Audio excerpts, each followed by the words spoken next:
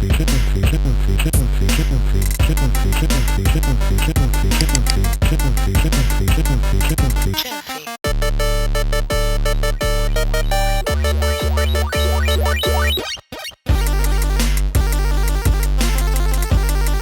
there, and welcome to Execute the Program 2.0. So before I get into it, let me first take a minute to explain exactly how this new version of Execute the Program came about.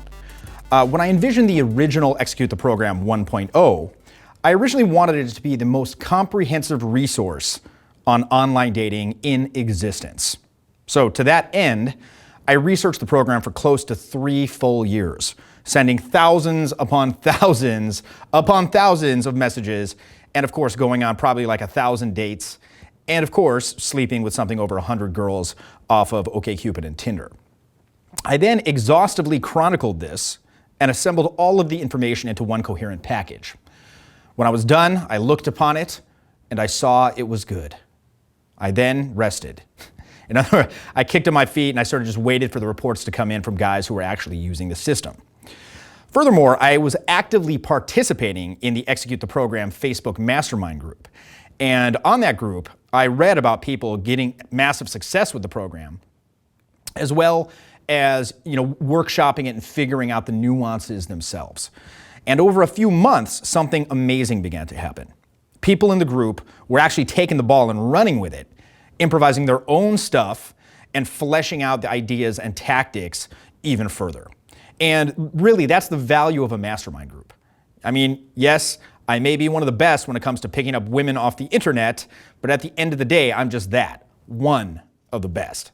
Now, we had a whole hive mind, as I like to call it, working on things, and these guys were using my program as the starting point. Now, like I said, originally, there were 0 plans for an Execute the Program 2.0, right? I was like, that's it, it's in the fucking can, it's done.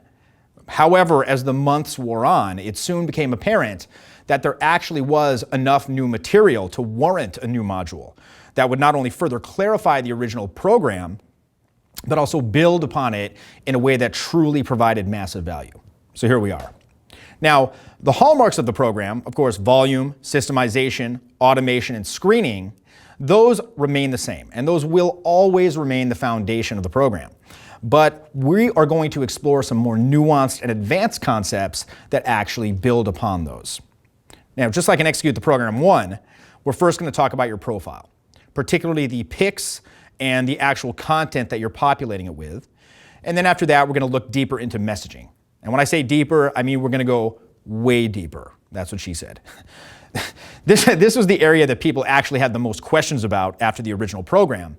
And so this section is actually going to be the longest. We're going to have a lot of explanation of the underlying principles governing the message game. After that, we're going to get into the phone game and take a look at a few case studies illustrating those concepts. And for the dates section, I wanted to do something really special. So first I'll be talking about the structure, the overall mindsets, execution, and of course endgame. And then we're going to talk about something that I didn't even think of when I did the original program, which is the straight to your house date, where you skip over the damn date entirely and just have her, persuade her to come straight to your home. Now, we had a couple guys who were like very, very good at that, and that's their bread and butter, and so we're going to dig deep into that.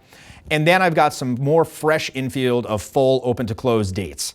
One is actually from a student where I critique the actual date with him in the studio.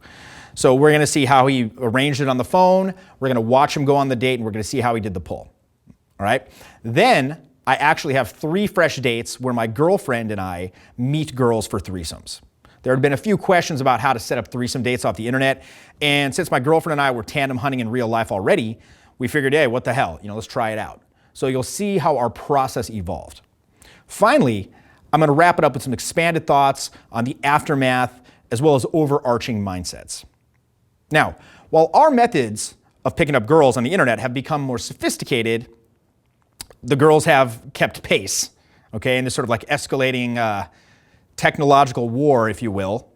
And since Tinder became such an absolute phenomenon, the girls by this point, they've fucking seen it all, right? So, if you want to get a good illustration of this, I'd recommend you look up an essay on the internet. It's actually titled The Dickonomics of Tinder. Okay, and for all intents and purposes, the message is this. For the average girl online, dick is abundant and low value. Allow me to repeat that. Dick is abundant and low value. And in fact, to get a little glimpse of what they're experiencing, let's just take a quick look at this. This is something that was posted on the group about some random app called Meet Me.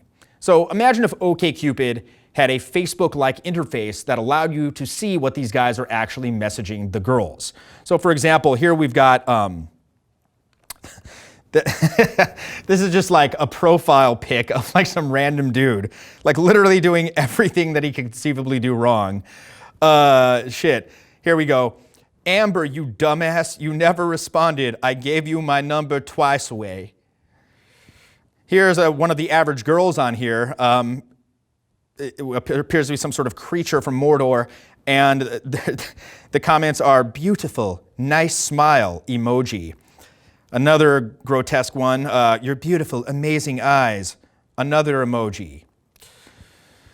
I mean, dude, look, this is the reality of a hot girl online. If you want to see a little more of this, check out these messages that a female friend of mine actually sent me, detailing her experiences with creepy, desperate guys who get butthurt when she doesn't respond, right? Here she says, in the past, I deleted my Facebook Messenger because I have a ton of people I don't know blowing up my notifications on my phone, all because they want to have an argument with themselves, LOL. Keep in mind, I have to go through every one of them to make sure it's not a business venture, but filtering takes time. Kill myself, right? So here we've got like, some guy sends her a message, tries to call her on Facebook twice, and then when she doesn't respond, says, why are you foul towards good people? Did God not connect us out of 8 billion? I'm from the Bay and lived in Hawaii. You're from Hawaii and lived in the Bay. I never did nothing wrong to deserve this. It's like, again, the sense of entitlement is pathetic. Here's another one. Hey girl, how are you? I want to know you if you want. No response. Hey, talk to me. No response. Hey, talk. Talk or go. I block you. Oh, I'm sure she's fucking killing herself over that, right? Here's another one, the extremely long-winded, I'm not gonna bother with the typical approach. You're so hot, baby, I can give you this, da-da-da-da, but I'm just gonna be myself. And then he proceeds to have like a 10-message dissertation about his entire fucking life story, and including leading with how much money he spends at VIP, but he don't do that anymore because now he's a good guy, right? Fuck, here's another one, just out of the blue. You're so desperate to be famous, it's embarrassing. Deleted. Again, like I'm sure she gives a fuck, bro, right? And again, like here we're like asking her to explain a little further about these guys. I'm like, what happened with that one? Did he just mess you out of nowhere or did you have interactions with him before? She's like, I deleted him because he asked to pay me 3 G's for a good night out, if you know what I mean.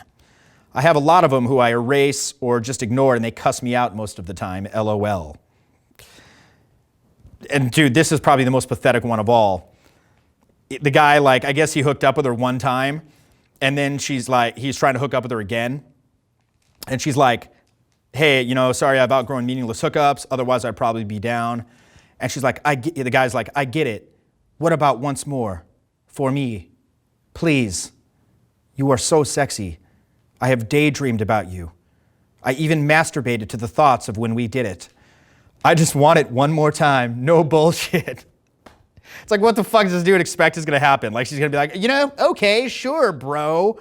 So again, this is the fucking reality that that the girl's contending with. Now, yes, is it fucking pathetic? Sure, but remember, ultimately this is a good thing because we can leverage this phenomenon to make ourselves stand out by the execution of proper game.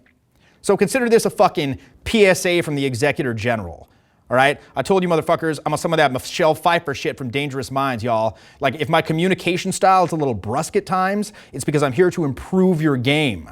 Not to be your like super cool friend who fucking loves you. Like I'm not like nicest rock star in the world, Dave Grohl, okay? In fact, if a guy is doing some dumb shit, I'm actually doing him a disservice by not bringing it to his attention, preferably in a way that gets him pissed off enough to actually take action and change it. So, look, before we dive into it, the last thing I want to say is this.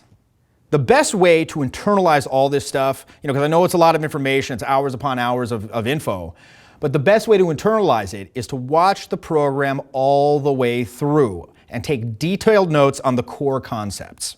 Right? The program's brilliance lies in its macro concepts, not its micro concepts. And that means like the lines and the little turns of phrase and stuff like that. It's more the macro concepts. So watch the entire thing through and it will literally program your brain into thinking like a fucking gangster pimp. So without further ado, let's boot up Execute the Program version 2.0.